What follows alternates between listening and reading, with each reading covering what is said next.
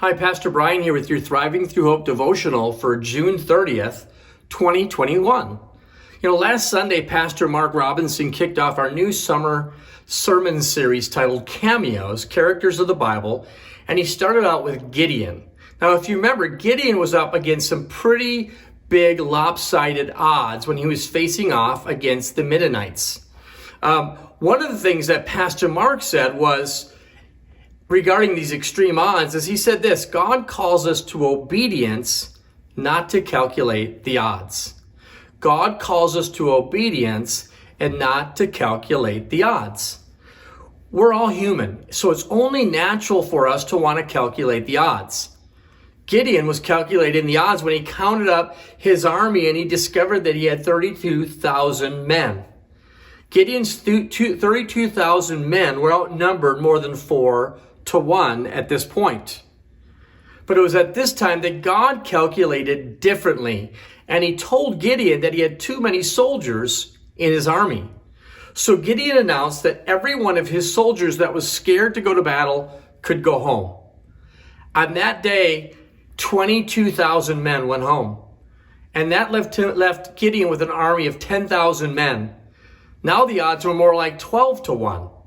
But God calculated the odds once again, and he said, you still have too many. So Gideon instituted a water drinking test, and only 300 passed. God calculated the odds once again, and he said 300 is perfect. So in God's mind, the odds of being 125-1 was perfect. How can this be? Well, we can get into the mind of God a little bit by what the prophet Isaiah said when he was speaking on behalf of the Lord in Isaiah 55:8. He said, my thoughts are not your thoughts, neither are my ways your ways, declares the Lord. For as the heavens are higher than the earth, so are my ways higher than your ways, and my thoughts than your thoughts. See, God's ways are higher than our ways. His thoughts are higher than our thoughts. God calculates differently. See, our calculator would say huge army plus tiny army equals defeat. God's calculator says huge army plus tiny army plus Jesus equals victory. See, when we calculate the odds, we think mortgage plus sickness plus marriage struggles plus a bad economy and a broken heart equals defeat.